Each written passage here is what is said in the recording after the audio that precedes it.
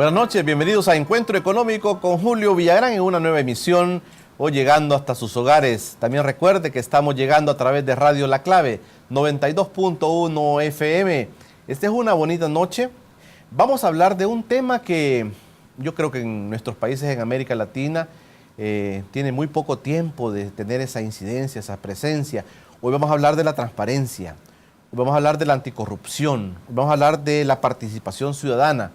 Y para ello hemos invitado, creo yo, a la persona más indicada para que podamos platicar, charlar sobre lo que estamos haciendo en el país sobre este tema. Me acompaña esta noche Marcos Rodríguez, secretario presidencial para la transparencia, para la anticorrupción y la participación ciudadana. Marcos, buenas noches, gracias por aceptar nuestra invitación. Bueno, gracias Julio, para mí es un placer estar aquí con ustedes y con los televidentes y las televidentes y ojalá les parezca entretenido el programa. Bueno, yo creo que tenemos varios temas de los que vamos a hablar esta noche. Quédense con nosotros. Marcos Rodríguez, quiero contarles que nació en Uruguay. Salió de Uruguay en 1973 y se fue a Suecia. Allá vivió 8 o 9 años en Suecia. Posteriormente llegó a El Salvador y fue miembro del FMLN y se destacaba en la zona de Chalatenango. Ya vamos a platicar un poquito con Marcos para que nos cuente. Economista con estudios en la Universidad de Estocolmo y graduado de la Universidad Luterana Salvadoreña. También tiene una maestría en desarrollo local de la Universidad José Simeón Cañas.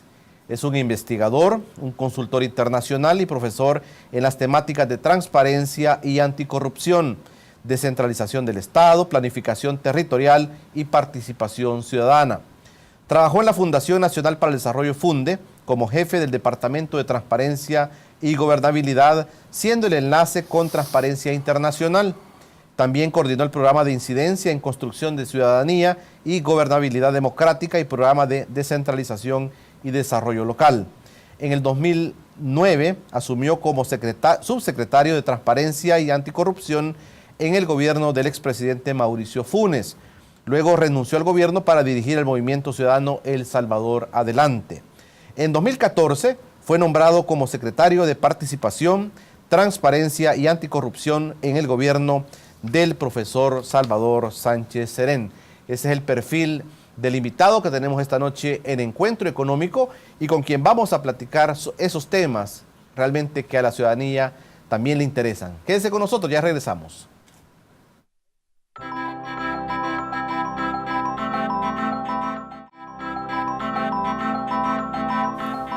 Buenas noches nuevamente a todos ustedes que sintonizan Encuentro Económico. Recuerden también a través de Radio La Clave 92.1 FM, a través de nuestras redes sociales, Facebook Encuentro Económico, en Twitter como @encuentro_e y en el canal de YouTube puede encontrar todos los programas que aquí estamos emitiendo. También la señal abierta de TVX la pueden ver en sus computadoras en cualquier parte del mundo. Ahí entra TVX y también Encuentro Económico. Esta noche platicamos con Marcos Rodríguez, secretario presidencial para la transparencia, para la anticorrupción y la participación ciudadana. Marcos, gracias por aceptar nuevamente esta invitación. Tenés un tema delicado.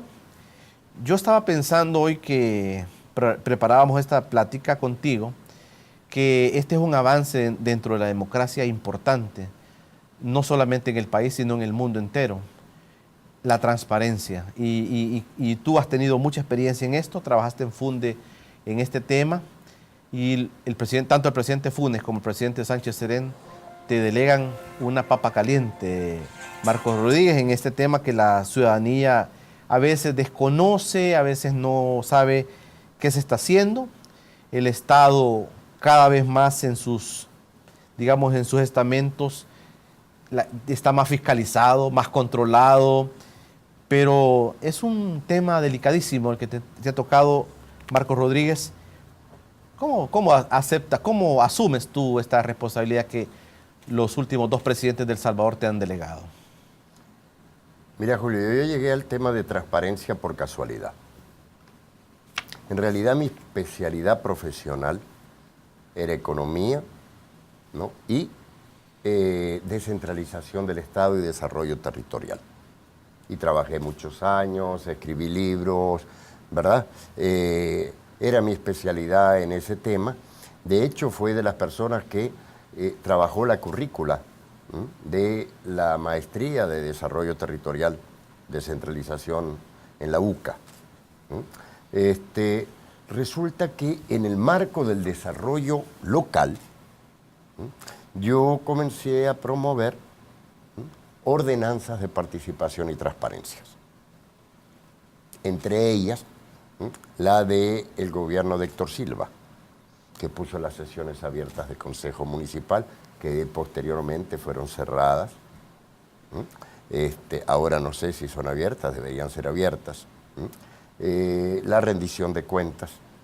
Y en aquella época lo que era participación y transparencia solo se manejaba a nivel municipal. A nivel de gobierno nacional no había nada. Bueno, como era a ver cómo dice, el tuerto en el país de los ciegos, cuando cierra una institución que trabajaba el tema en el país que llamaba Providad y que conducía Jaime López, que es el decano del tema a nivel nacional, yo le tengo mucho respeto y siempre rindo pleitesía, ¿no?, a su decanato, comenzamos a elaborar informes para la OEA, en el marco de la Convención Interamericana contra la Corrupción, varias organizaciones de la sociedad civil y yo los coordinaba. Y llegó un momento que apareció Transparencia Internacional hablando con distintas instituciones para abrir su capítulo en El Salvador. Habló con FUSADES, habló con la FUNDE, ¿no? Y definitivamente eligieron a la FUNDE, ¿no? Y yo era la persona que más sabía del tema. Y aparte había hecho algunas consultorías para la AIDE, por cierto, sobre el tema de transparencia y anticorrupción a nivel municipal. Eso quiere decir que cuando el primer gobierno del cambio pone el tema como un tema de gobierno, no había mucho donde elegir, para ser honesto. Y como yo había apoyado la campaña de Mauricio Funes, me ofrecieron el ser subsecretario de Transparencia en el marco de la Secretaría para Asuntos Estratégicos que dirigía Jato Asbun. Y bueno, lógicamente hay distintas opiniones sobre el tema y sobre la subsecretaría y la secretaría, pero yo acostumbro decir en forma risueña que yo me someto a una comparación, a una evaluación de la subsecretaría y de la Secretaría de Transparencia o del mismo tema como manejo gubernamental, una comparación con los gobiernos anteriores. Y cuando yo digo esto, generalmente me quedan mirando como tú me miras y me dicen, es que no había. Exacto, claro. No había.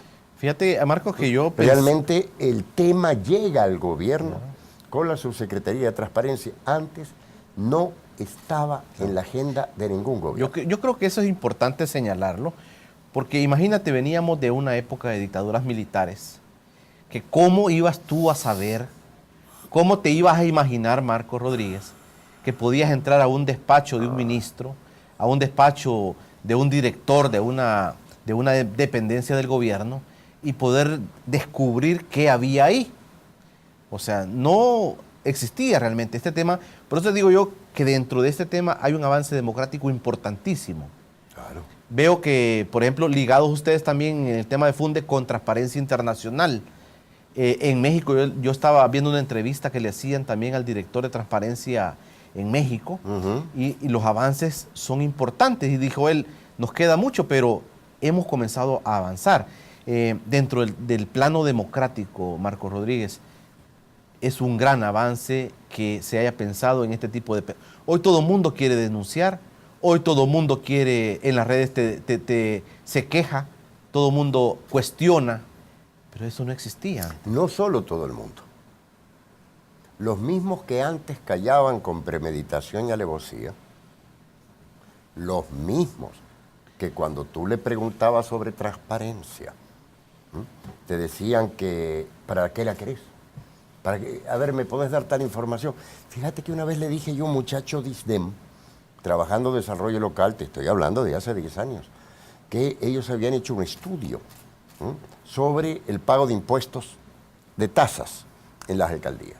Y le dije si no me podía dar el resultado del estudio, y la respuesta fue, esto se pagó con fondos institucionales y no hemos decidido todavía qué hacer con la información. Si alguien dice eso hoy, le dice que está loco. Primero, los fondos institucionales de ICEM son fondos públicos, ¿cierto? Por lo tanto, toda información generada con recursos públicos se entiende que es pública. La primera vez me decían los muchachos que comenzaron a trabajar esto en el año 2000, que le dijeron al diario de hoy, por cierto, que el país necesitaba una ley de transparencia. La gente del diario de hoy le dijeron si querían perder el empleo. No solamente no se hablaba, era un tema vedado. Y cuando se presentó el primer anteproyecto de ley de transparencia, que por cierto fue el diputado Gerson Martínez en esa época que lo hizo, en el 2008, y que posteriormente Fusade salió también con una propuesta, Saca, que era el presidente saliente, dijo en una entrevista, le dijeron, ¿y usted qué opina de una ley de transparencia? Y el presidente dijo en su momento que no había mayor libertad de comunicación y de prensa que la que no estuviera sujeta por ninguna ley. O sea que ni siquiera entendió que estábamos hablando, ¿no?, de transparencia al público. Creyó que era un problema de una ley para los medios de comunicación. Estoy hablando del 2008, fines del 2008, claro. Hace muy poco tiempo, ¿no? Entonces, no había una gran presión social, porque me decía el otro día un periodista del TCS, bueno, también dicen que esto es parte de la presión social y no es mérito del gobierno. Mire, miti. Porque no me diga que la presión social empezó el 1 de junio del 2009. ¿Cierto? La presión social cuando yo trabajaba era muy poca. A mí no me invitaban a ningún canal de televisión a hablar de transparencia. Eso era excepcional. O sea, no tenía con quién hablar en el gobierno, no me invitaban a ningún canal de televisión. El tema era un tema que se tocaba con pinza de cejas. Y bueno, cuando el gobierno toma esta iniciativa, el primer gobierno del cambio, empieza a desatarse. A ver, no es que no hubiera demanda social, es que al abrir las puertas se incrementa la demanda social. Claro. Pero si usted no abre las puertas, la demanda social tarda más en desarrollarse. Marco, yo quiero hacerte una pregunta. Mauricio Funes te invita a ser subsecretario de este tema. Sí.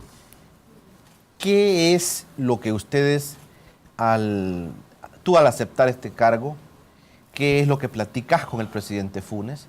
Porque están ante un tema que va a causarle mucho problema a los poderes, que puede causarte problemas de que no vas a poder desarrollar tu trabajo. Pero ¿cuál fue la línea de lo que tú y el presidente Funes y luego el presidente Sánchez Serén también te encomiendan a ti, Marcos? A ver, como soy el secretario de Transparencia, tengo que ser lo más transparente posible. Yo nunca hablé del punto con el presidente Funes. El que me invita es el secretario de los secretarios de él y su profesor durante muchos años, que es Jato Asbun. Es Jato Asbun que convence al presidente Funes de abrir una subsecretaría y, lógicamente, Jato tenía margen, ¿verdad?, para poder decidir esto. Y debo decir que con una o dos intercambios con Funes en cuanto a por qué haces esto, cuando sacamos el periódico Transparencia Activa, me preguntó, bueno, ¿y esto, verdad? Es decir, ¿qué pasa con esto? Fuera de eso, ¿no?, era algo que se movía en el ámbito de la Secretaría para Asuntos Estratégicos. Claro, si el presidente Funes hubiera estado en contra, no lo hubiera permitido. Pero el gestor de este punto en el gobierno, y creo que es importante reconocerlo, Jato Asbun. Ya con el presidente Salvador es distinto. Ya en la campaña electoral, yo salgo del gobierno. Bueno, a ver, el primer contacto con Salvador fue maravilloso. Yo tengo contacto con Salvador hace 30 años, pero digo, a propósito del tema de transparencia. Fue cuando hubo una iniciativa legislativa para sacarle los dientes a la ley de transparencia. A mí se me cayó el alma al piso, pero me quedé callado y estuve haciendo un cabildeo impresionante adentro del gobierno para que no se firmara esa reforma de ley a la Ley de Acceso a la Información Pública. El pobre Jato sufría porque yo estaba todos los días presionando y trabajando sobre esto, porque la izquierda había apoyado esta reforma. Hasta que Salvador dijo que le pedía al presidente Funes que vetara esta reforma. O sea que fue un cambio de timón, pero violentísimo, 180 grados. ¿Qué estaba y vetando? Salvador dijo esto a través de un tuit, ya era candidato, Sí. era al principio de su candidatura. Y Salvador dijo, no, nada, debe haber una ley de transparencia con dientes. Y hablé con Salvador, incluso hubieron discusiones en ese periodo, adentro del gobierno, y Salvador me dijo, no, ahí vamos. Y quiero decir que este suceso con Salvador fue de las cosas que a mí me llevaron, un mes después, a renunciar al gobierno para sumarme a la campaña electoral de Salvador. O sea, era el compromiso que tiene Salvador como persona, con la austeridad, la transparencia y la lucha contra la corrupción. Perfecto, Marco. Vamos a seguir platicando. Cuando regresemos, quisiera que hiciéramos un balance, porque el tema de la transparencia, de la anticorrupción, ha estado tocando los tres órganos del Estado. Me interesa que platiquemos cómo se fue asumiendo esta parte. Y hoy día creo que todos los medios de comunicación, no hay día que no hablen de algún hecho donde se estén denunciando actos de corrupción. Y esto es importante para el país. Pero cómo es que lo fuimos asimilando y cómo los órganos del Estado también han ido viviendo esta parte. Cuando regresemos, seguimos platicando con Marco Rodríguez, secretario presidencial para Asuntos de Transparencia, Anticorrupción y Participación Ciudadana.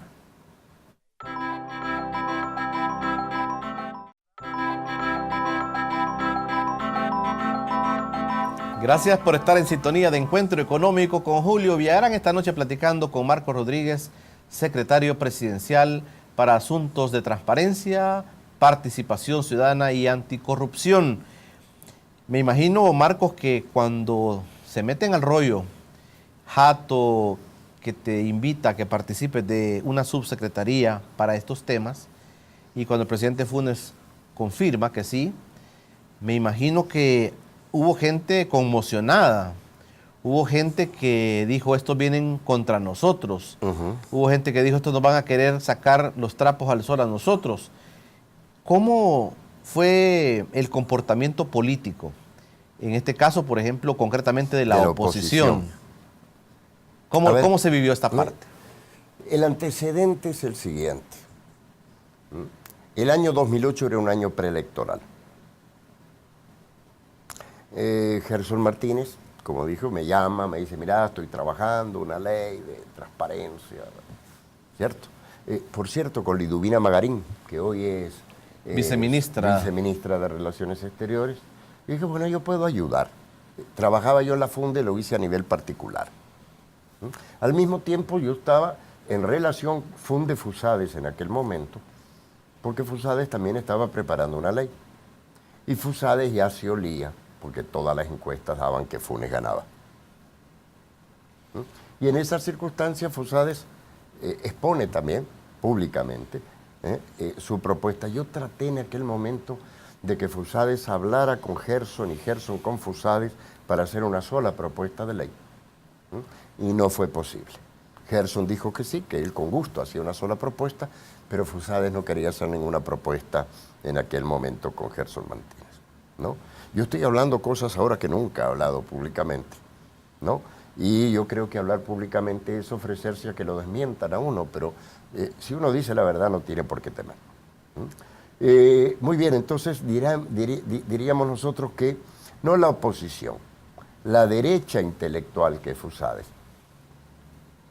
¿cierto? O empresarial, pero la cocina de pensamiento de la derecha ya veía la necesidad de una ley de acceso a la información pública, solo del Estado. Pero Arena no quería hablar de esto, y la respuesta era que quería que esperáramos el resultado de las elecciones. Tal es el punto que Gerson mete en septiembre del 2008 su propuesta a la Asamblea Legislativa y Fusades lo que hace es presentarla a la directiva de la Asamblea Legislativa, pero no entra como proyecto de ley. La presenta públicamente, pero como que la propuesta de Fusades no tenía padrino. Tanto es así que Gerson dice, si quiere yo le firmo para introducirla. Imagínate qué cómico que Gerson tenga una propuesta y le firma al otro. No. Entonces, después de las elecciones, cuando gana Mauricio Funes, se forma el grupo promotor. Antes no había grupo promotor ninguno. Entra la UCA, el Faro, la FONDE, para impulsar una ley de acceso a la información pública. Y con esto termino, ¿no? La propuesta de la derecha política entra a la Asamblea Legislativa el 9 de junio del 2009, 8 días después que asume Funes. Entonces, ¿cuál es la reacción, me dices tú, de la derecha? Primero, desconfiada. Segundo, esperemos el resultado de las elecciones. Tercero, bueno, ya que hoy está a la izquierda por primera vez en la historia en el gobierno, sí, pero hasta después que asume el expresidente Funes, ¿no? O sea, y posteriormente, ¿qué sucede?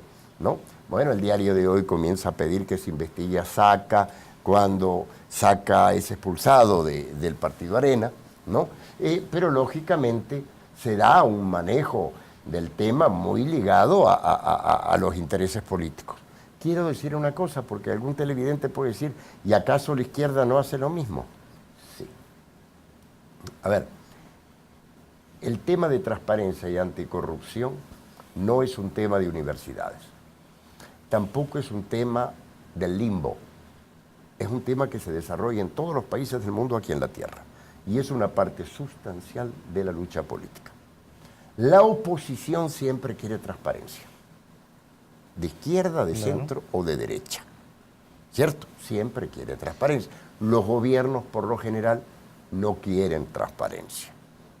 Hay un ejemplo, Marco, hay un ejemplo que a mí me gusta en este tema, y es el ejemplo de las alcaldías. Desde que se conforman consejos plurales, sin duda el alcalde mismo no tiene a todo su consejo de su mismo partido. No. Y entonces eso es como una ventana que se abre en este tema de la transparencia. Exacto. Y la palabra ventana es la correcta y te voy a decir por qué. Esto de la oposición quiere decir la particularidad del Salvador. Es que el gobierno es el primer agente de Estado que asume el tema de transparencia. Acá se puede decir cualquier cosa, me gusta, no me gusta, son tapadera, pero lo cierto es que el tema de transparencia entra al Estado salvadoreño como un tema formal, serio y permanente con la creación de la Subsecretaría de Transparencia y Anticorrupción. La Corte de Justicia, hasta que el Instituto mandata hacer públicas las declaraciones de probidad, entra al tema. Que estoy hablando ya en este periodo de gobierno. Y la Fiscalía General de la República aparentemente entra al tema hasta ahora. O sea que durante 4 o 5 años, la única entidad de Estado que reconocía y promovía el tema de la transparencia y la lucha contra la corrupción era el gobierno nacional. O sea, que quiero resaltar lo siguiente, ¿no? En primer lugar, antes del gobierno del cambio no había transparencia. Después del gobierno del cambio, ¿no?, se toma la decisión de crear una entidad para promover eso, y es hasta que viene el segundo gobierno del cambio que otras instituciones de Estado asumen seriamente el tema de la transparencia como un tema permanente. Desde ese punto de vista, como tú dices, es un tema positivo, un tema que crece, un tema que no se puede detener, pero hay que reconocer, ¿no?, que la primera entidad que abre las puertas a la transparencia, ¿no?, de forma sistemática, porque hay que reconocer que la Asamblea Legislativa también aprobó la Ley de Acceso a la Información Pública y reformó la Ley de Ética Gubernamental para ponerle dientes, ¿no? Pero quiero decir que la apertura al tema en el Estado fueron los gobiernos del cambio y hasta el 2009-2010. Marcos, el país te vio en un juicio con el caso FECEPE y el país te vio luchar como persona y como secretario de Transparencia. ¿Esto no te da miedo, Marcos? Mira, ¿Esto no ha provocado en ti temores? ¿cómo no? Ahora mira, tú dijiste hace un rato que yo estuve en el FMLN, en la guerrilla, y que vine de Suecia para entrar a la guerrilla. Eso me daba más miedo. Pero hay algunas personas que pensamos que no se crean que es un gran sacrificio, sino que somos felices haciendo lo que pensamos que es correcto, lo que es justo. Y indudablemente este es un tema muy difícil. Ahora, yo ando en mi carro, sin guardaespaldas, sin seguridad, y no me ha pasado nada. ¿Cierto? Es decir, yo creo que es importante que la gente, uno puede estar de acuerdo o en desacuerdo con una persona, pero que uno entienda que las personas son consistentes. Entonces, ¿me da miedo? ¿Cómo no? Tengo que convencer a la familia, discutir. El juicio que me abrió Ana Vilma fue una prueba muy dura, porque en realidad es bien difícil. La mayoría de la gente pensaba que yo podía tener razón, pero iba a perder el juicio, ¿verdad? El sistema judicial no... Bueno, Monseñor Romero dijo que eres una culebra, la justicia que solo pica los pies descalzos. Y el abogado de Ana Vilma era el apoderado del Grupo Poma. Con todo respeto, pero es un grupo muy poderoso del país. En varias oportunidades se ofreció conciliación y yo estaba convencido que si yo conciliaba, ganara o perdiera el juicio, la gente lo iba a leer como siendo típico de los políticos. Se pelean y después se esconden atrás de la mesa o de la puerta y se ponen de acuerdo. Entonces dije, vamos hasta el final, pase lo que pase. Y creo que llevamos el juicio de forma adecuada, ¿no? Si tú mirabas los medios de comunicación, en aquel momento decía, este hombre pierde, porque cada vez que sacaban noticias eran negativas. Y al final gané porque realmente tenía la razón. Lo único que le pedíamos a la diputada, no la estábamos acusando, le pedíamos rendición de cuentas.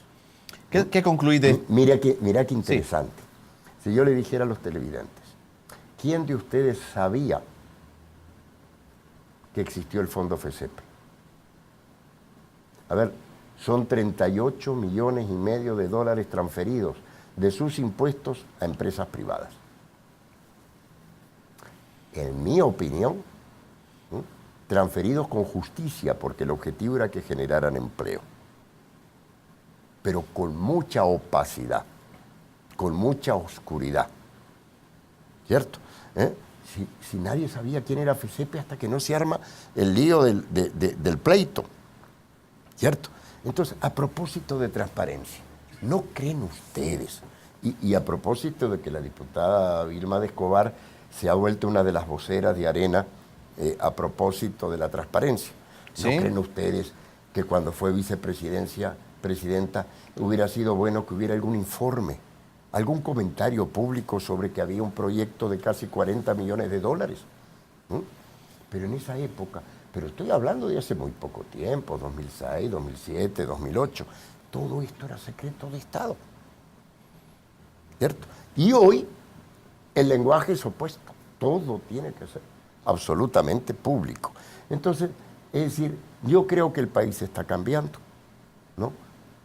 En algunos aspectos podemos estar más contentos, otros más tristes, pero que hay cambio, hay cambio. Perfecto. ¿No? Y que bueno, que el gobierno y los que estamos en el gobierno y algunos partidos somos protagonistas, pero no es mérito nuestro solo, es mérito de toda la sociedad. De la sociedad misma, sí.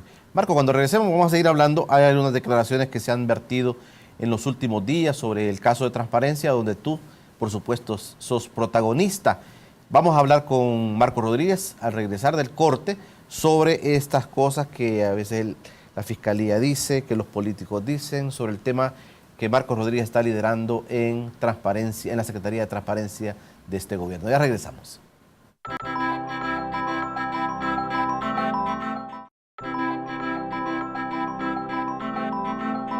Buenas noches, bienvenidos a un micronoticiero más gracias a dinero.com.sb. Mi nombre es Alejandra Rochac y les voy a presentar las noticias de economía y empresarial más relevantes de esta semana. Empezamos. Esta semana, el Banco de Desarrollo de El Salvador, Bandesal, llevó a cabo un evento denominado Premiación 2015, en donde se reconoció la destacada gestión de las instituciones financieras intermediarias en la utilización de líneas de financiamiento y garantías que Bandesal tiene a disposición de las MIPYME. Con esta premiación llevada a cabo por Bandesal, se busca fomentar entre las instituciones financieras intermediarias las mejores prácticas, el manejo oportuno de los riesgos crediticios y el manejo adecuado de sus indicadores financieros. Se premiaron 2 líneas de galardonados y de la línea del Fondo Salvadoreño de Garantías. Los galardonados fueron el Banco de Fomento Agropecuario, Banco Agrícola, Banco da Vivienda y Banco Hipotecario. De la línea del programa El Salvador Crece del BID, los galardonados fueron Banco Procredit y Sistema Fede Crédito, también la Caja de Crédito de San Pedro Nonoalco. En otra información, actualmente la Comisión Financiera de la Asamblea Legislativa estudia la opción de controlar de mejor manera a las cooperativas financieras. El presidente de la Junta de Vigilancia de Bancovi, Juan Pablo Durán, explicó que a la fecha han otorgado 3.000 créditos a mujeres que poseen sus propios negocios, en ocasiones en mercados o venta de algunos productos. Antes acudían a usureros, por lo que creen que los bancos cooperativos realizan una gran labor para sacar adelante a la población. Las cooperativas financieras aplauden los esfuerzos que realiza el Ministerio de Economía, la Superintendencia del Sistema Financiero y el Banco Central de Reserva. Sin embargo, Juan Pablo Durán señaló que aunque el Estado está obligado a financiar al sector cooperativo, muy difícilmente con $1 millón, que es el presupuesto de Instituto de Fomento Cooperativo, se pueda cumplir con este mandato constitucional. En otra información importante, Scotiabank lanzó para todos sus usuarios Scotiabank Express, una plataforma de canales electrónicos por medio de la cual los usuarios pueden realizar más de 150 operaciones bancarias de forma rápida, segura y eficiente. Eva Portillo, gerente senior de canales alternos, expresó: la mayoría de transacciones están disponibles para hacerlas en línea y con ello el cliente reduce el tiempo que invierte en ir al banco, ya que cuenta con canales electrónicos que le permiten realizar sus transacciones en un tiempo promedio de 2 minutos, estando además los canales disponibles las 24 horas del día, los 7 días de la semana. Scotiabank Express brinda a los clientes el control total en el manejo de sus cuentas, ya que desde la plataforma se pueden realizar retiros de las cuentas, pago de créditos, transferencias entre cuentas, pago de servicios básicos, colegiaturas, pagos a terceros, así como a cuentas propias, préstamos y tarjetas de crédito de otras instituciones financieras que forman parte de la red y entre otras transacciones. Bueno, y esas fueron las noticias más relevantes de la semana, pero le hago la atenta invitación a que nos siga en nuestras redes sociales como dinero.com.sb. De igual forma, visite nuestro periódico digital dinero.com.sb para que usted se enterado de las noticias más relevantes en el mundo de la economía, empresarial y finanzas de El Salvador. Es un placer, como siempre, cada domingo informarles. Siga con Encuentro Económico. Buenas noches. Gracias, Alejandra Rochac, por tu informe. Por cortesía de dinero.com.sb, como siempre, todas las semanas, Alejandra dándonos ese informe económico. Visite, por favor, dinero.com.sb para que se entere de las notas económicas más importantes de la vida nacional. Hoy platicando con Marcos Rodríguez, secretario de Participación Ciudadana, Anticorrupción, Transparencia, una persona de mucha confianza del señor presidente de la República, me consta. Lo hemos visto trabajar muy cercano al presidente Sánchez Serén y le da un tema muy delicado. Realmente no le da un tema fácil, sino un tema importante, pero bastante delicado. Recuerde que estamos a través de Radio La Clave 92.1 FM y a través de las redes sociales, en Facebook como Encuentro Económico, en Twitter como @encuentro_e. Y si usted quiere ver los programas que aquí estamos emitiendo, vaya al canal de YouTube que se llama Encuentro Económico y ahí va a encontrar todos los programas que aquí estamos haciendo.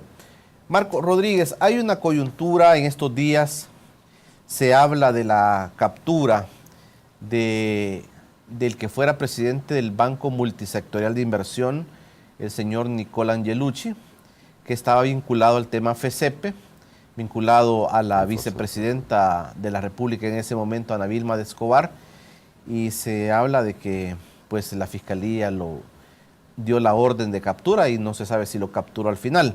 Este caso está dando frutos, digamos, esa denuncia que tú hiciste también. A ver, esta denuncia fue antepuesta en el año 2010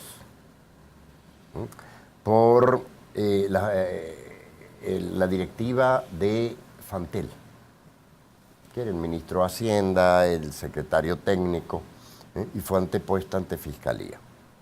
Y hubo alguna investigación de Barahona cuando era fiscal, y después durmió el sueño de los justos, ¿cierto?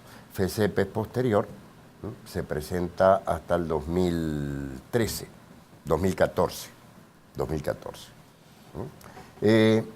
Pero Nicolás Angelucci era el presidente del Banco Multisectorial de Inversiones, que hoy se llama Bandesal, durante 9 años consecutivos, desde el gobierno de Flores hasta el gobierno de Saca. Y lo cierto en que él participaba en el consejo directivo de FECEPE, el consejo que adjudicaba los fondos a las empresas, y también en el caso de Infocentros, él era presidente del BMI, pero también presidente de una ONG que formaron para implementar, ¿se acuerdan los Infocentros? Los puntos con computadoras para... Y de Fantel se sacaron 14 millones de dólares para financiar eso. El punto es que después el Banco Multisectorial de Inversiones le da 3 millones de dólares a esta ONG.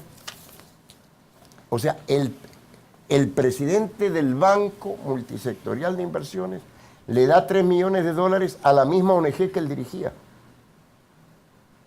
cuyo local estaba en la casa de la mamá de él. ¿Cierto? Entonces, independientemente de lo justo o injusto del proyecto de Infocentros, del cual ya nadie se acuerda, pero costó 16 millones y no se recuperó ni un centavo, lo cierto es que el presidente de un banco público no le puede dar dinero a la misma ONG que él es presidente y que su local está justamente en la casa de la mamá de él. Es poco presentable, ¿no? ¿Qué espera? Pero eso fue lo que se reclamó, ¿verdad? Una investigación más en regla. Y después, hasta hace poco, cuando las declaraciones de probidad se hicieron públicas, alguien pidió las declaraciones de probidad. Y resulta que el señor Angelucci incrementó su patrimonio 22 veces en 9 años. O sea, es como que multiplica por 22. Y pasó de 150 y pico de mil dólares a 3 millones y medio como patrimonio. Eso no quiere decir que sea culpable, pero hay que tomar en cuenta que el expresidente Funes lo están cuestionando por 350 mil dólares, 500 mil dólares, ¿no? Entonces realmente, lógicamente que la Fiscalía tiene que investigar, ¿verdad?, cuando existen estas discrepancias. Y a mí me parece que es muy bueno por parte de la Fiscalía que haya hecho esto, ¿no? Que haya requerido al señor Angelucci. Creo que también es la oportunidad del señor Angelucci para limpiar su nombre en el caso de que no tenga nada que ver con el caso, ¿verdad? No estamos diciendo que el señor Angelucci es culpable. Lo que estamos diciendo, ¿no?, es que debe defender su posición en Fiscalía, claro, ¿no?, y aclarar al público qué pasó con el proyecto Infocentros. A propósito de la Fiscalía General, Marcos, estaba leyendo yo unas declaraciones que aparecieron en un medio de comunicación y te lo leo así. Dice: el fiscal general Douglas Meléndez cuestionó el papel que ha jugado el secretario de Transparencia, Marcos Rodríguez, en la lucha contra la corrupción en el país. Y dice textualmente: yo no sé qué está haciendo este funcionario, declaró Meléndez en la radio 102.9 esta mañana. Fue una nota del día de hoy. Mira, yo me acuerdo de esa nota. Creo que fue un desliz del fiscal. Cualquiera tiene un desliz en la vida. En realidad, si él sabe o no, es responsabilidad de él. ¿cierto? Es decir, es como que yo diga, yo no sé lo que está haciendo el fiscal o no sé lo que está haciendo la Corte Suprema de Justicia. Cuando uno dice eso es porque uno no se informó o porque no hay información pública. Entonces, lo que yo hice fue mandarle al señor fiscal un documento que está colgado en la web que dice 6 años de transparencia y lucha contra la corrupción, donde está todo lo que ha hecho la Secretaría. ¿No? ¿Está delegitimando tu trabajo el fiscal? Mire, yo yo creo que el señor fiscal, a ver, cuando yo comencé como subsecretario, también empecé con mucho ímpetu y un poco de prepotencia pensando que hoy sí, yo llegué. Y eso le pasa a todos los funcionarios, a los ministros, a los presidentes, ¿verdad? Y los seres humanos cuando entramos y empezamos a chocar y ver, ya nos vamos asentando. Creo que el señor fiscal se va a ir asentando. Yo tengo mucha confianza en el trabajo que le está haciendo. Esperemos que dé los resultados esperados, ¿no? Creo que a veces hay que corregir un poco el trabajo comunicacional, ¿verdad? Eso en el caso de las personas que tenemos una función pública es bastante importante. Yo estoy muy pendiente de lo que hace el señor fiscal, estoy muy pendiente de lo que hace la Asamblea Legislativa, la Corte Suprema de Justicia, ¿no? Y siempre trato de averiguar cuando por algún punto no estoy bien informado. Quiero agregar lo siguiente, en realidad la Secretaría tiene muy poco poder. Es una entidad regulada por el reglamento interno del Poder Ejecutivo y no tiene poder jurisdiccional. ¿Qué quiere decir? La Secretaría no puede investigar y judicializar. Eso solo lo puede hacer la Corte de Cuentas y la Fiscalía General de la República. Tú puedes denunciar nada más. Entonces, el Poder Ejecutivo presentó casos a Fiscalía, hay 160 casos chiquitos y grandes que están presentados, ¿verdad?, por distintas instancias del Ejecutivo y algunos fueron asesorados por la Secretaría. Bueno, voy a dejar puesto ya el tema del último bloque, Marcos, y dice que la Secretaría de Transparencia, de Participación, Transparencia y Anticorrupción de la Presidencia confirma poca transparencia en la concesión de frecuencias de radio y televisión. Delicadísimo.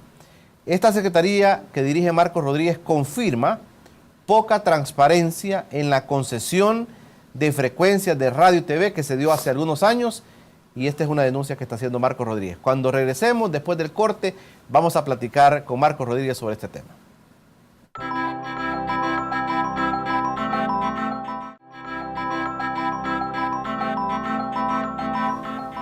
Gracias por seguir en sintonía de Encuentro Económico con Julio Villarán. Esta noche platicando con Marcos Rodríguez, secretario para Asuntos de Transparencia, Anticorrupción y Participación Ciudadana.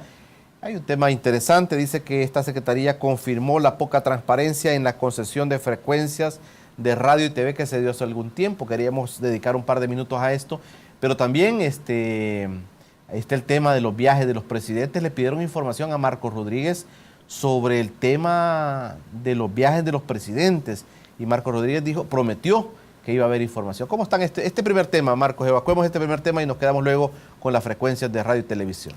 A ver, una organización que se llama RedCo, de Red Comunicaciones, donde está la UCA, ARPAS, ¿verdad? Distintas organizaciones civiles, en el 2014 le pidió a la Secretaría que rindiera un informe desde el ángulo de la transparencia sobre las frecuencias. La verdad que costó. Hasta hoy yo estaba muy apenado, ¿verdad? Es decir, pero cuando ya ve que todo el mundo quiere transparencia de los demás, pero cuando le llega a uno, todo el mundo se cierra. Y lo hicimos igual que cuando el Faro nos pidió un informe sobre Mecafé, y Mecafé en ese momento era el director del Centro de Convenciones. Lo dimos y se lo entregamos al Faro, y sacó unos artículos muy agresivos, pero bueno, quiero decir, no es ni de izquierda ni derecha, nos pidieron esto. Y nosotros hicimos la investigación, nos costó, y en la investigación encontró que el 60% de las frecuencias de radio y televisión, estoy hablando de 359 frecuencias y canales. 359 frecuencias. Así es. ¿De radio y televisión? De radio y televisión. El 60% no tiene ningún documento original que certifique cuándo fue concedido. No tiene respaldo. No. ¿Cómo puede darse esto, Marco? Porque fueron muchas de ellas entregadas en la época de Antel. Y en aquel momento no había una ley que lo regulara. Sin embargo, que no haya una ley no quiere decir que no exista el documento, pues. Y no existía el documento porque el no registro del documento, si ya lo vamos a ver después con los viajes, era una política de Estado. El 34% tiene documentación parcial. He llegado al 94% y solo el 6% tiene toda la documentación. Esto significa que la ausencia de documentación era la regla. Es algo impresionante. Claro. También encontramos que no aparece el motivo. A ver, la ley. Arpas criticaba que la ley entregaba la frecuencia solo por razones económicas.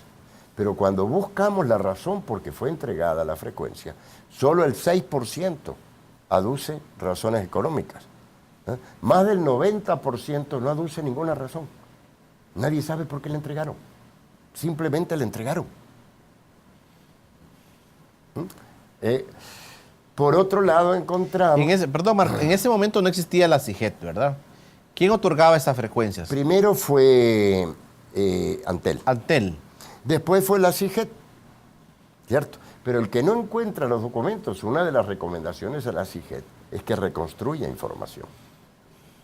O sea que muchos canales de televisión y muchas frecuencias de radio, Marco Rodríguez, fueron otorgadas de manera poco transparente, digamos así. Sí, poco clara. No, a ver, no hay documentación que dé cuenta de. Eso es absolutamente seguro.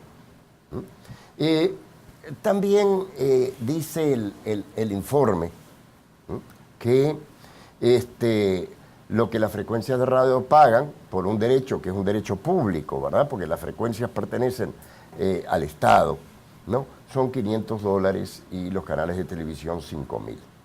Que eso es el costo de un spot. Eso paga. ¿Cierto? Es insignificante.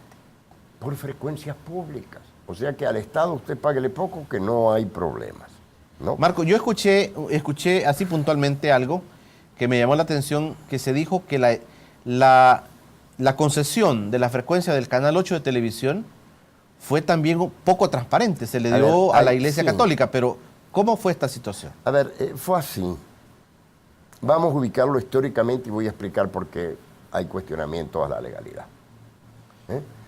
Siendo presidente Calderón Sol, nombra en su momento a Orlando de Sola como en el puesto de competitividad. Se da un conflicto que lleva a que Orlando de Sola renuncie al puesto. Creo que bastante relacionado en aquel momento en corrillos, porque nada de esto se decía públicamente, ¿no? Porque él quería rematar el Canal 8, porque la frecuencia estaba libre.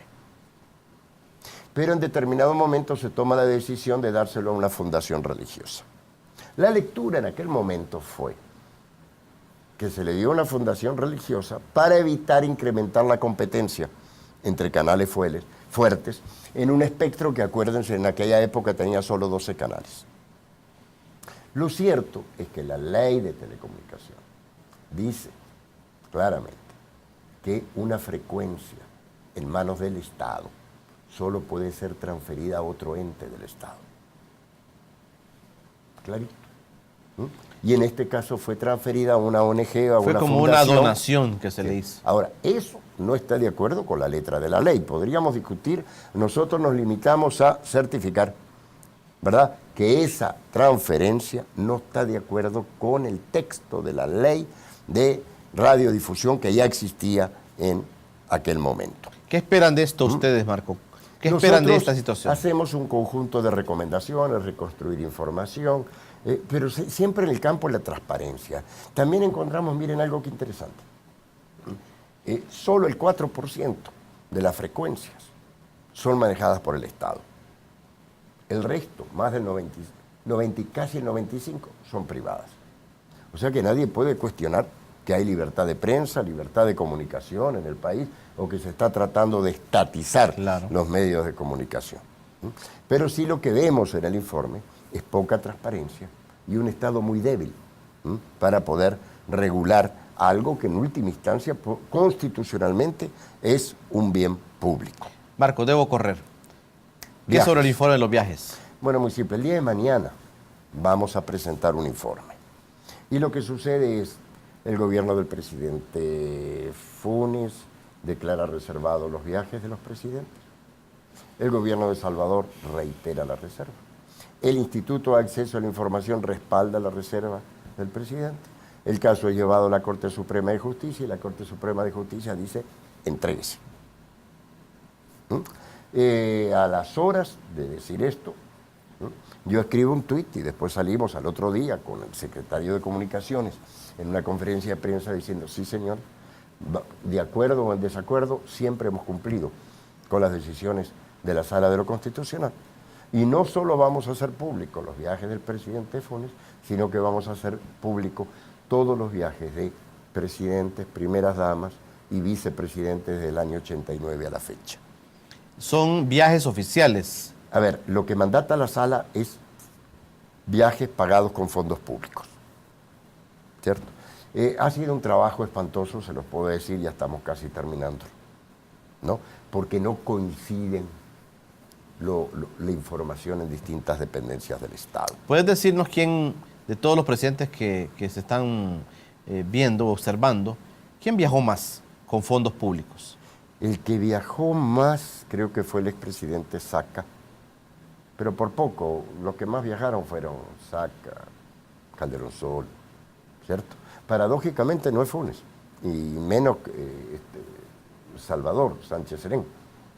Y de los vicepresidentes la que más viajó fue Ana Vilma de Escobar. Ana Vilma de Escobar es la que más viajó como vicepresidenta de la República. Sí. Pero nosotros vamos a publicar viaje por viaje y vamos a decir cuál es la fuente en cada caso. Por ejemplo, del expresidente Cristiani había solo 6 viajes entre los datos que había en la Secretaría Jurídica de Presidencia y los datos que estaban en Migración.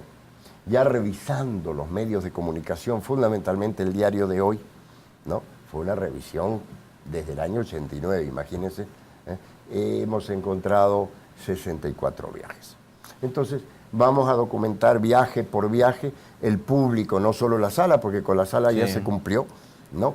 Es correcto que el público tenga toda la información una vez que hay una decisión y vamos a sacar las conclusiones respectivas. Mañana lunes esperamos esa información. Mañana lunes va a ser el gran día para ver, por fin, cerrar el punto de los viajes presidenciales. Marco Rodríguez, ¿cuál es tu mensaje al país sobre el tema de transparencia, eso que estás haciendo? ¿Cuál es tu mensaje al país? El país está pasando por un puente hamaca, con transparencia, anticorrupción, cambio social, cambio económico. Es un puente terrible porque le faltan maderas, cruje, se mueve. A veces dan ganas de caminar al pasado, caminar para atrás, pero lo cierto es que si no terminamos de pasar este puente, no hay futuro para el país. Hay que seguir con el tema, hay que aguantar el chubasco, ¿no? Y independientemente de méritos y culpas, ¿no? Hay que avanzar para que sea un país más participativo, más transparente y con menos espacio para la corrupción. Queremos agradecerte, Marcos, la presencia tuya en Encuentro Económico. Gracias por estar con nosotros y a ustedes por habernos acompañado en este espacio. Recuerden, los jueves, retransmisión de Encuentro Económico a las 10 de la noche. Pasen todos muy buenas noches.